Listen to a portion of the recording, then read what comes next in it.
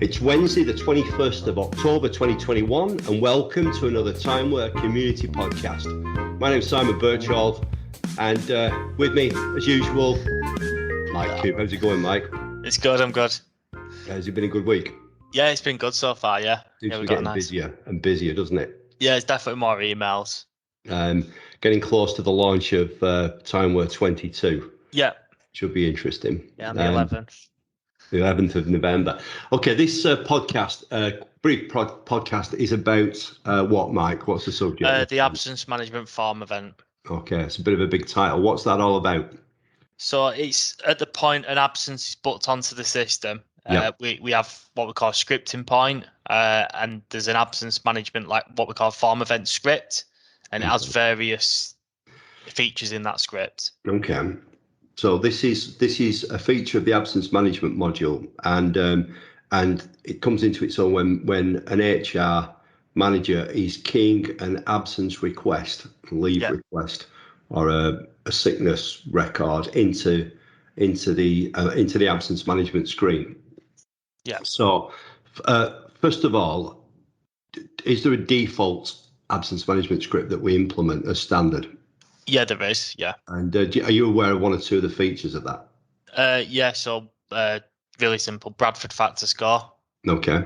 And so I'll just interrupt you. So what would happen is at the point of an initial installation, the implementation team at the pre-installation would find out from the customer, in this instance, if they were using the Bradford factor. If it was, then that feature would be that would be enabled. If they're not using it, it'd be disabled.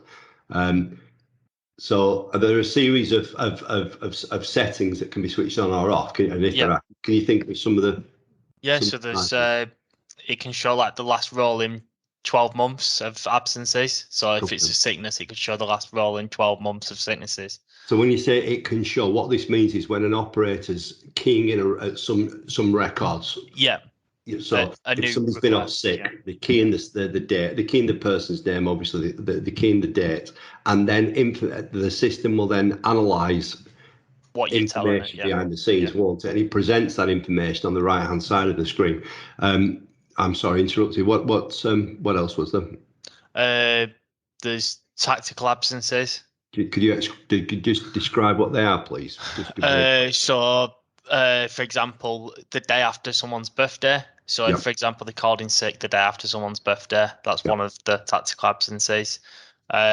One, for example, if a holiday has been declined and then there's an absence. So, why would we be interested in somebody having a day off after the? Because it might be associated with pulling a sickie. Okay.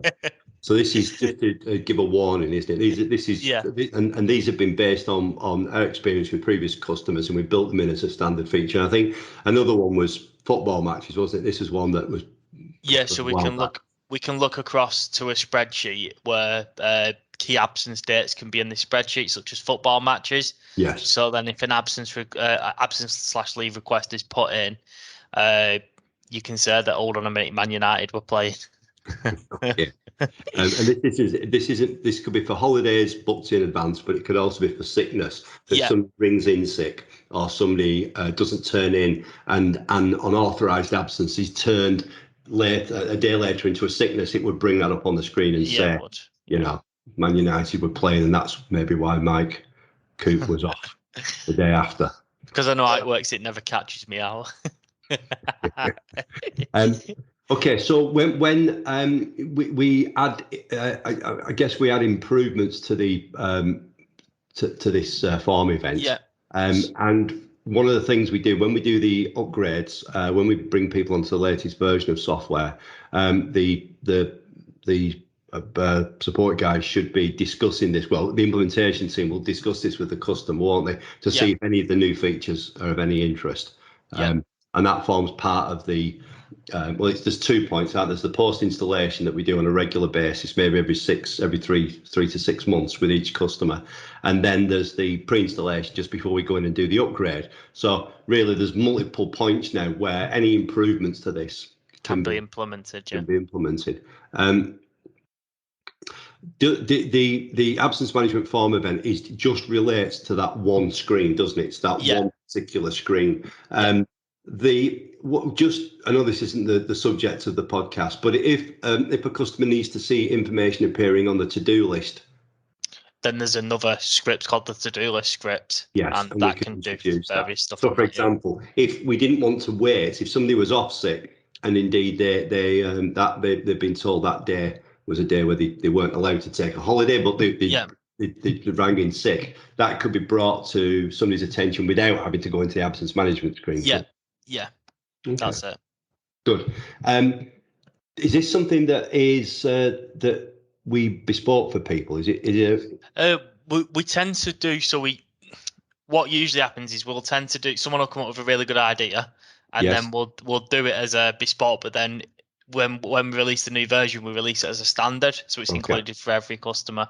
Right. Okay. So then, with the post installs and the pre-installs, we discuss these new features with the customer, and then everybody can benefit from something, provided it's not too specific for a customer. So one that did come through from another customer's request was the minimal staffing levels. Okay. So that's going to be included in the new 22 script.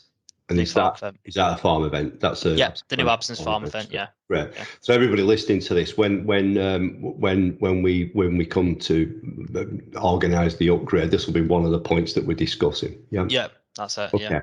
So just to sum this up, if in a nutshell, if there's any additional information that the customers want to see on the right hand side of the absence management screen, that is what we call an absence management form event, and that's what we can modify to bring information, right to the forefront. Think of any other examples, anything else that's cropped up whilst you've been.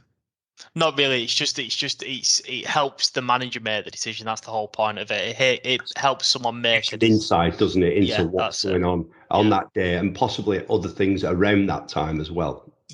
Or patterns that we've got in the system. So okay. So we can do all that sort of stuff. All right. If anybody wants to find out more about this, who should they speak to? Would that be support? Support, yeah. Okay.